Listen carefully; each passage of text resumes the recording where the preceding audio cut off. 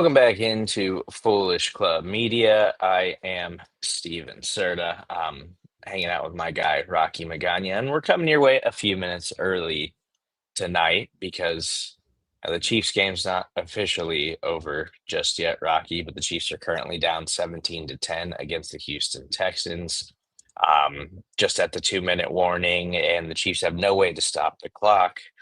And this is after they really, there's a lot to talk about in this game, and this Chiefs season. Like, I think we can basically chalk this up as this is a lost year. They are not going to be a playoff team, unless you still want to be that kind of like optimistic type of fan. But there's too much help. There's too many AFC losses. There's too many things to overcome uh, coming out of this game, and they simply just aren't a good enough football team this season. They showed some signs of life in the third quarter that were kind of, kind of convincing me and making me think like maybe there's still some hope. Maybe they can still put all this together. But the fourth quarter, the Texans locked things down. A bad fourth down decision by Andy Reid led to a turnover on downs that then led to a Texans touchdown, and that was the difference in this game. And the Chiefs were never able to overcome that decision by Andy Reid. At the end of the day, I think that this season has been filled with lots of questionable decision making by the Chiefs coaching staff, and there's just been way, way too many mistakes by these players, and they fall short again. And now it's time for us to start talking about what the Chiefs need to address this offseason and how they need to fix this football team because they are not good enough to do anything and get anywhere close to where we thought they would be this season. No, yeah, the game wasn't over, but the season is. This team's just not good enough. Like, they don't make plays when they have to. Terrible coaching decision by Andy Reid. Like, you have your defense pitching a perfect game in the second half, and you come out and you needlessly with the tie game go for it on your side of the ball and just basically say I have no faith in this defense that's been shutting down the Texans in the second half. And you put your defense in a terrible position. They go on to score a touchdown. This loss is 100% on Andy Reid. It's not Mahomes' best game by any means, but I mean, the offensive line is in shambles. He was doing everything he could. Wide receivers got to catch the Rashee Rice got to catch the ball. Travis Kelce, you got to catch the ball. You're a future Hall of Famer, man. Like, this team's just not good enough. It's just not there this year. Like, whatever magic was there in past seasons just hasn't been there at all this season. Not once. Like it's just this season's just been marked by underperformance and poor play and poor coaching and lack of discipline and lack of concentration. And that 100% hangs on the coaching staff. And I mean, there needs to be a shakeup in the coaching staff. And I'm not saying, like, obviously Andy Reid is one of the greatest head coaches of all time. I don't think one bad season and you move on from Andy Reid. I'm not saying that by any means. I'm not saying that. But his coordinators have got it. Like, Spagnuolo is probably the only coordinator that should be safe right now. Like Tobe and Nagy both should be under an extreme magnifying glass. It should feel very hot in their seats. Dave Merritt should be safe as well. But other than that, like, Andy Heck has done a heck of a job. I mean, getting what he's gotten getting what the Chiefs have gotten out of their offensive line play in general this year has been pretty remarkable considering the injuries that they've had. Esapole, that the one bright side of today's game is that Esapole looks like an actual lineman. Like, why has he been on the play? Why has he been bouncing around? And why has Wanye been out there instead of him? Like, Esapole should have been playing a long time ago. Well, and I don't want to totally shit on Wanye Morris because unfortunately on the very first play of the game tonight, he suffered what looks to be like a really serious knee injury. And so he might just be done for the year, and that's got to be devastating for a guy who like worked all season and then is going to get his first start of the year due to injuries and literally one play into the game gets taken out. That's got to be just an awful feeling. But yeah, Pole was great tonight. And like, yes, he got beat sometimes and the pressure was getting there, but this Houston Texans defensive line and pass rush is incredible. And that's all we talked about all last week. But at the end of the day, like, it just didn't feel like it kind of I think this was kind of a perfect game to like further explain the Chiefs' struggles and inconsistencies and frustrating plays this year because what made the third quarter fun was like, oh, the Chiefs are going down swinging. But it felt like kind of like the whole game where it was like, okay, Texans are just really good defensively. Like they don't have any real weak links on the defensive side of the ball. But it's like, okay, where can you find success with them? And I thought the Chiefs would really lean into the short stuff and the long drawn out drives in this game. And they were not doing that. Like they were taking shots down the field. They were trying to win down the field in this game. And it just felt like okay, well, if this is going to be the game that sinks our season, well, we're going to do it the way we want to do it, and we're going to try to win down the field, even though that's just not really what they've been overly good at all this season. And Derek Stingley is a superstar, and Rashee Rice was totally shut down in this game. Patrick Mahomes, one of the worst statistical games probably you're ever going to see from him. They had some flashes just before halftime, and then coming out of the break, they looked really good, and then it all just kind of fell apart again. But Mahomes is just 13 to 31 tonight, 146 yards, three interceptions, the devastating back-breaking one at the end of the game where it's like should be a first down catch to Travis Kelsey, but Kelsey bobbles the ball and it gets picked off. And then after the boneheaded Andy Reid fourth down call, then they go for it the following drive because now they're down 7 and they're closer to midfield. And it's like you got to just go. You have to go for this one now. And Mahomes steps up, tries to hit Rashee Rice. Rice can't hang on the ball, which was a problem again tonight. Multiple drop passes. Travis Kelsey, Noah Gray dropped 2 passes that would have been like first down catches. Like it's just mistake upon mistake upon mistake. And you can win like that in the NFL when you still have the talent that is overwhelming. The Chiefs simply do not have that this season. And so it's just put a bigger emphasis on everything, and they just have so many mistakes week after week. They don't deserve to win these football games. There's no excuses for them anymore. They simply aren't good enough. And it's okay for us to admit that. It's hard to admit that after all the success that they've had, Rocky, but they simply aren't good enough this season. And so I'm not going to sit here and try to convince you that they can still go on some kind of run. This season is done. They are not a playoff caliber football team, and I don't know. And if you aren't convinced of that by now, like I don't know what else they need to show you. They're a sub 500 team midway through, and they've had multiple chances to turn this thing around, and they simply don't do it. They don't answer the bell every time they've got an opportunity to do that. They just simply aren't a good enough football team this season. Yeah, no, 100%. And Andy said, "Okay, we're gonna go down swinging," but like, bro, you were landing your most punches on defense.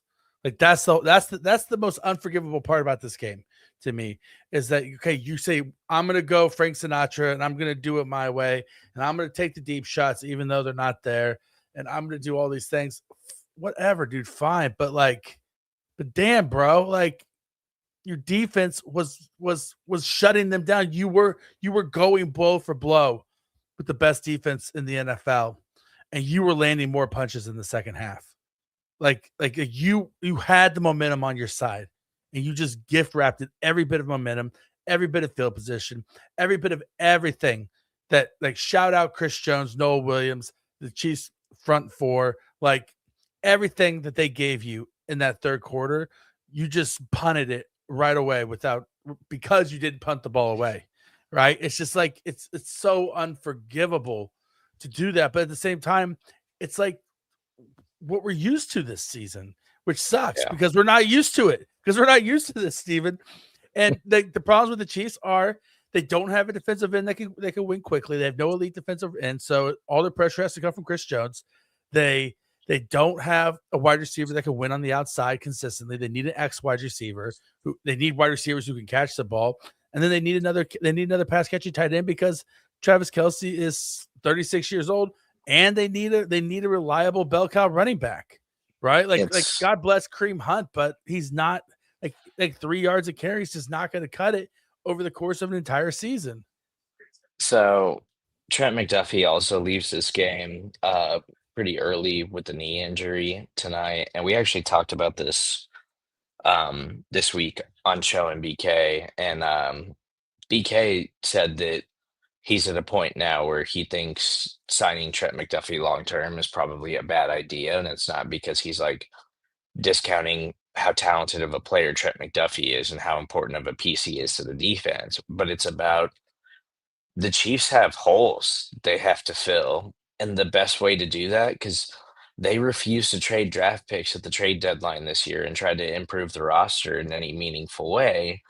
And like that's all fine. Like I'm fine with them keeping draft picks, but really the way that you emphasize like, okay, we've got some questions and we've got to overhaul this thing a little bit and really address some things. And it starts with the pass rush because there just hasn't been a plan in place to replace Chris Jones when he starts to slow down, and it's ever been more evident than this season. And Chris Jones was incredible tonight. Like he really tried to put the defense on his back in the second half, and was just the third quarter was blowing up plays, but even in the fourth quarter, like he was getting after CJ Stroud. Like Chris Jones was amazing tonight, but there's just simply not enough other guys there. And I know George had a sack tonight. Mike Dana had some pressures and stuff like that.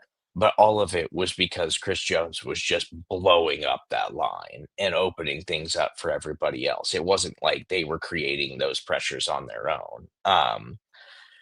But the best way for the Chiefs to go about answering that and trying to figure this out, because you got to overhaul this thing a little bit. The offense is good enough. I agree with you. They need like a man beater, like a wide receiver that can actually win with his route running and not just kind of like I think Rasheed Rice is a great player, but he's got limitations in that regard. And he's not like the shiftiest guy in the world. He wins with his strength and his power and his ability to break tackles, and they need somebody like that. Maybe it's Jalen Royals. I don't know. I'm frustrated that he hasn't been able to get on the field at all this season. But they got to find something there. And the best way to address needs, it's not going to be enough to just sit back and have, your late end first round draft pick. And I guess it's going to be higher this year than we've ever expected because they're not going to have as good a record as we probably thought at this point. But those draft picks aren't just enough. You need more draft capital, and Trent McDuffie could really net you significant draft capital. Like the Colts just overpaid for Sauce Gardner, in my opinion. Sauce Gardner's a great player, but sending away that many draft picks for a cornerback is nuts to me.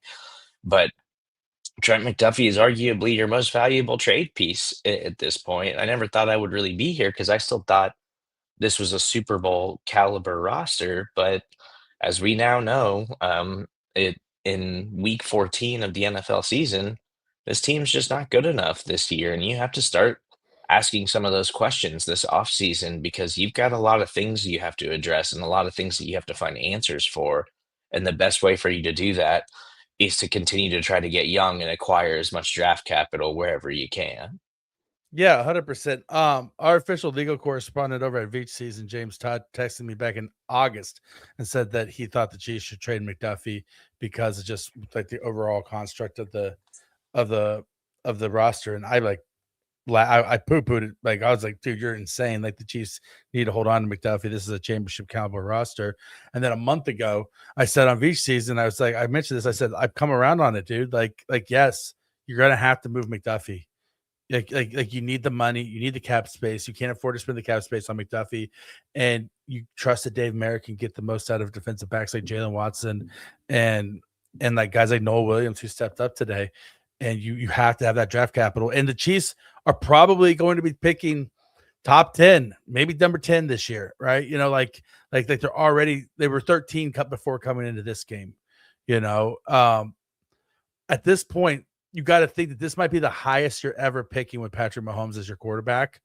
You hope, and you got to get a star. Like honestly, like the Chiefs have so many needs up and down the roster.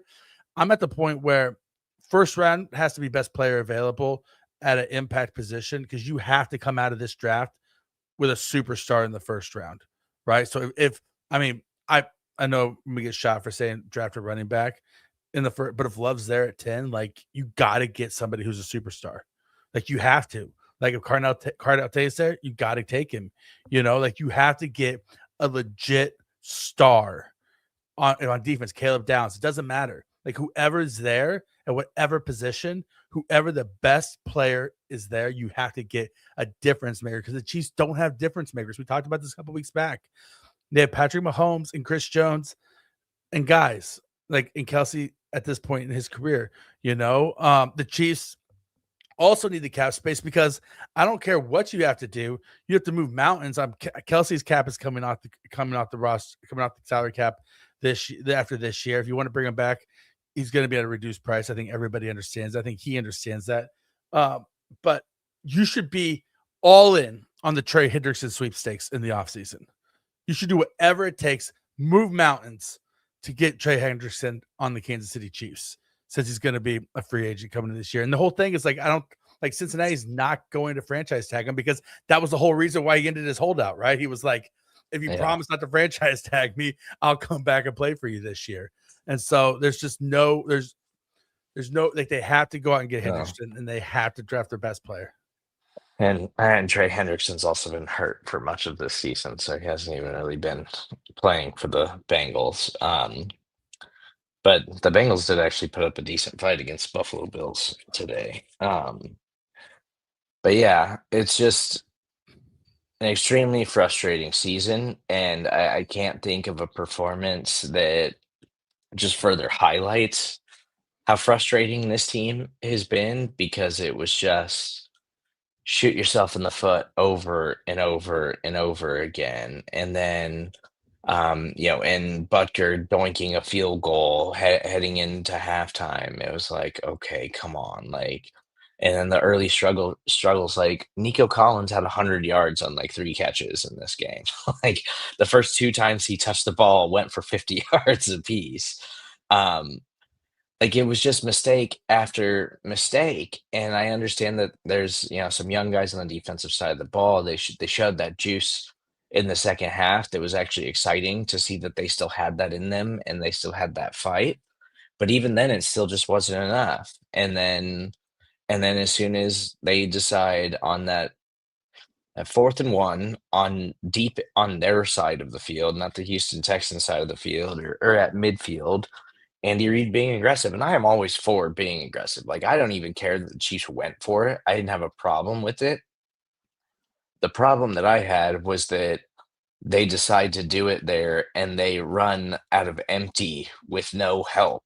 And it's a straight drop back pass with no other options other than for Mahomes to try to find an open wide receiver instead of giving him the ability to take off and run, or giving him a short area wide receiver that he can dump the pass off to, or try to motion somebody or whatever.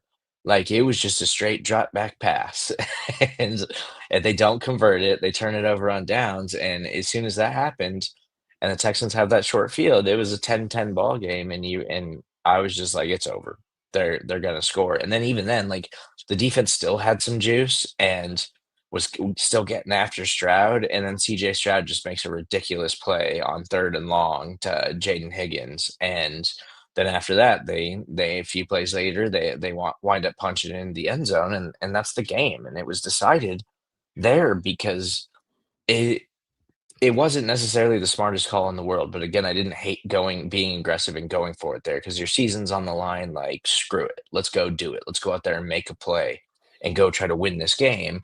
But the decision making and the play call was awful. I don't understand what went into that. As if Mahomes is going to drop back and rip it down the field for 25 yards. It's 4th and 1 on your own side of the field. Just pick up the first down and don't turn the football over. That should be the only play design that they're thinking about, is how do we just get the 1 yard? And I just don't understand Andy Reid's thought process in making that call there. Exactly. It's a 1 yard game. It's 1 yard. If you're going to run empty, then how about you do a delay quarterback draw or something? You know what I mean? Because they're going to be coming hot around the edges. You know that, which they were. Or just don't run empty. Don't run empty on 4th and 1 ever. If you you got Kareem Hunt. I know that they're going to be keying on Kareem Hunt, whatever. Fine, play action to Kareem Hunt and then run a corn dog route to Brashard Smith, something, right? You know what I mean? Something. It's 1 yard.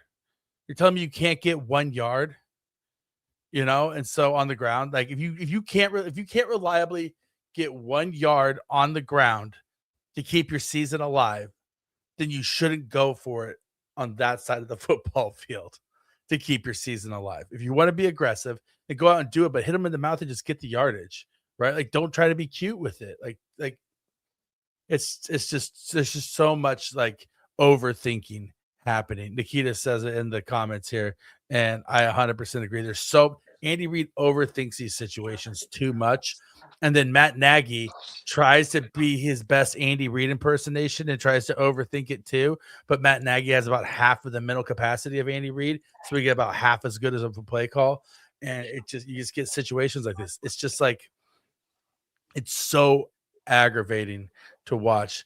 And but at the same time, it's like we've been spoiled rotten for the last, 8 years, like we've been spoiled. And now welcome, here's what the other side feels like on a week to week basis. This is what it feels like to be a Raiders fan or to be a Cleveland Browns fan Uh, or to be a Bengals I fan. mean, to be a Chiefs fan until the Patrick Mahomes era. Yeah, to be to the Patrick Mahomes. This is what it was like growing up, kids. You know what? Christmas is the time of year when we go back and it feels like you were a kid again. This is what it felt like when you were a kid being a Chiefs fan. So there you go. It's a Christmas miracle. It's the first time the Kansas City Chiefs are under 500 in the month of December in a decade. Um, if you can believe that, the AFC West streak is obviously over, and Patrick Mahomes has never not made the playoffs since he's been an NFL starter. He has He's never never not not made made yeah. and yeah, he's never not made an AFC championship game, and all of that stuff seems like it is coming to an end. But there's just going to be a lot of hard things they have to address this offseason. They've got to, it's got to be like another, like, kind of overhaul and rebuild, because they've got to figure out what's next. And we saw the Patriots do this. I think the Rams are a great example of it right now, because I think the Chiefs have been operating in this window for 7 straight years now, where it's every year is a Super Bowl year. And then eventually, and they have been right up until this season, and now they have to start thinking different. They have to change up the plan, because every year isn't going to be a Super Bowl year now. The Rams won a Super Bowl with Matthew Stafford, and they put all of their money and resources into that Super Bowl season, and it paid off because they went out and got it. And then they've been slowly rebuilding this thing over the last few years, to the point where, they were still a playoff team last year. They had a year where they didn't even make the playoffs, but they were rebuilding, and they had to rebuild and get acquire players, draft picks, develop guys, and figure things out. And now this season, I think when they show up and they play the way that they can play, I think the Rams are the best team in the NFL right now. And it only took them a few years to get back there, but we're gonna have to come to terms with the idea that this could be like a multi-year thing, because that's what it is for most teams. The Chiefs have just been on this insane run for 7 years, where every year is a possible Super Bowl season. And now it's finally, like, coming to an end, and we have to admit that, and then we have to look towards the future and say, like, what are they actually going to be able to do? Not just, this season's loss, but then it's like, okay, are they gonna come back and be a Super Bowl contender next year? Probably not, honestly. With all of the holes and things that they have to figure out, Mahomes is always going to get you there, and I still think he's gonna be worth enough wins most years to where, like, I'm not saying they're gonna come out next year and, like, try to rebuild the roster, and then next season they're gonna win like 6 games or something like that. Like, Mahomes is always gonna have them competitive, and they're always gonna win enough games to be in the mix for things. But we do have to come to the idea that they've got to actually start looking towards the future and trying to build this thing around guys that aren't named Travis Kelsey and Chris Jones outside of Patrick Mahomes. Like, that's what they need to address this offseason. And those are the decisions and the forward thinking that they need to start showing, because if not, it's going to be a problem, is they just let the roster continue to decay like it has this season. 100%. And I mean, the Chiefs front office, Brett Veach and the rest of the brain trust, they have to decide what do they want Chiefs 2.0, the second version of the Chiefs under with Patrick Mahomes at quarterback to look like, right? Because the first version has aged out, it's cycled out. It's that version of the Chiefs has run its course, right? Like slowly petered down from a super explosive offense down to what we have now. With Chris Jones being the superstar on defense, Travis Kelce being the linchpin of the offense, like all these things, like they've run their course. So now you got to hit the reset, and it may take a year or two to get back to the top again. But what do you want that next version of the Kansas City Chiefs to look like? Because at this point, you might as well blow it all up and rebuild it from scratch the exact way that you want it, right? I'm not saying you get rid of like guys who are on the team, but figure out what type of team you want, keep the players that fit that, and then move on from the others. Like, I think back in the day when Sporting Kansas City was dominant and they started petering out like this, Matt Beasler was at the end of his run, and he said on A10 Sports at that point, there could be no sacred cows on this team. And I think that's exactly how it has to be. Like, besides Patrick Mahomes, there can be no sacred cow on this team. You have to go out there and rebuild this thing for the best version that's going to be best for Patrick Mahomes and the Kansas City Chiefs moving forward. And you build the entire team around that. Yeah, you have to do what the Patriots did when their first, 3 title run, and then that all-time defense that was like loaded with Hall of Famers. Then, and this is even before Brady was legitimately like Brady was clutch in the postseason, but this is before Brady was like putting together MVP caliber seasons and like leading the NFL in passing yards and stuff like that. They're very reliant on their overwhelming defense. It was loaded with Hall of Fame caliber players.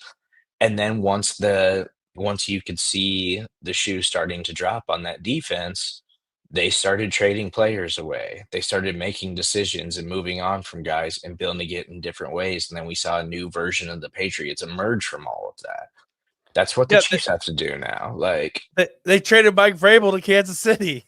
yeah, like that's what the Chiefs have to do this offseason now. Like, it was always going to come to an end at some point or another. And I think part of the reason the Chiefs have been able to make this last for so long isn't just because Mahomes has been so special and Travis Kelce and Chris Jones and Andy Reid, but I do think that they've done a good enough job of like keeping the roster relatively young and being able to do that and to do that year after year and be able to have the turnover that they've had in the locker room and still be able to keep this run alive is incredible. They're going to be an all-time NFL dynasty. Like, they've got 3 rings. They went to 5 Super Bowls.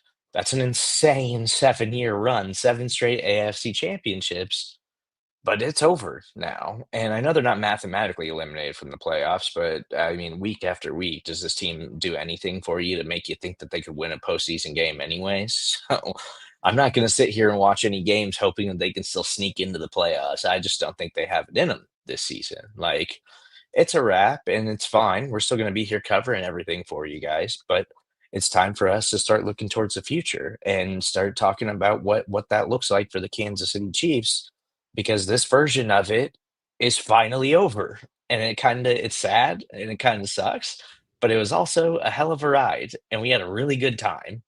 But now it's time to turn the page, and that's obvious after you lose the way that you just lost to the Houston Texans. Like, this is some dominant AFC team. Whenever the Chiefs have played an AFC opponent this year in a game that really, really mattered, they just lose that game. Like, that's what's happened all season long. That's not a playoff caliber football team, Rocky. 100%. That was one of my problem with coming into today's game when everybody was like, okay, all they have to do is win out and then make the playoffs. It's like making the playoffs was never the goal. Like you think they're going to win 4 playoff games in a row? You know what I mean? Like on the road against the best teams in the league. Like, so it is what it is. I mean, it's just one of those things where summer vacation is coming to an end and now we got to go back to work. You know what I mean? You got to go back to school, whatever analogy you want to use. And it's just the one benefit to the rest of this season is that now that the other shoe is dropped and the Chiefs are not going to make the playoffs, the Chiefs are not going to be a Super Bowl contender by any stretch of the imagination. then it's kind of like watching the Kansas City Royals for most of our lives, right? Like you can just watch the game to enjoy the game and hope they win. And if they win, great, we won the game. That's fun. Just have some fun with the rest of the season, and then start planning for the off season now, and start planning for your attack on the off season. Like the Chiefs need to attack this off season like they haven't Yeah. ever before. And they need to find And ways to fix the cap. There's going to be some cap opening up, but they have to find ways to fix the cap. yeah, And then they Juwan need, Taylor's not going to be a Chiefs next season.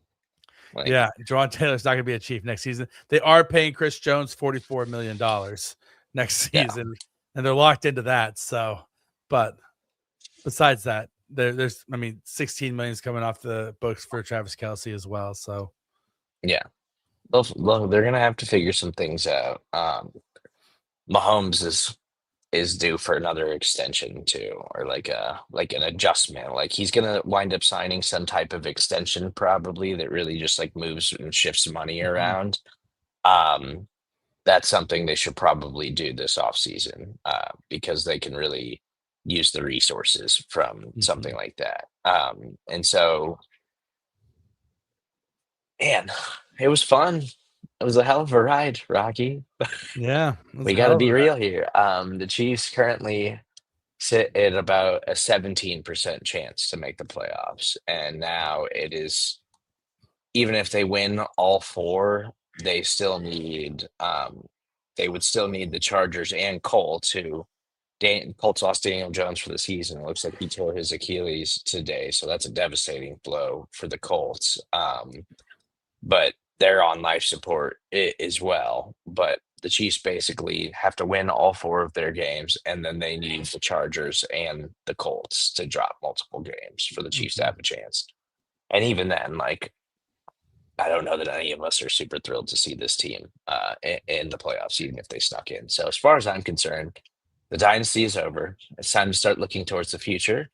And there's no reason to be sad or depressed about that. I think those kinds of things can be exciting. We've experienced an unprecedented level of success with this team that we love and choose to follow and cover and talk about and do all of this fun stuff.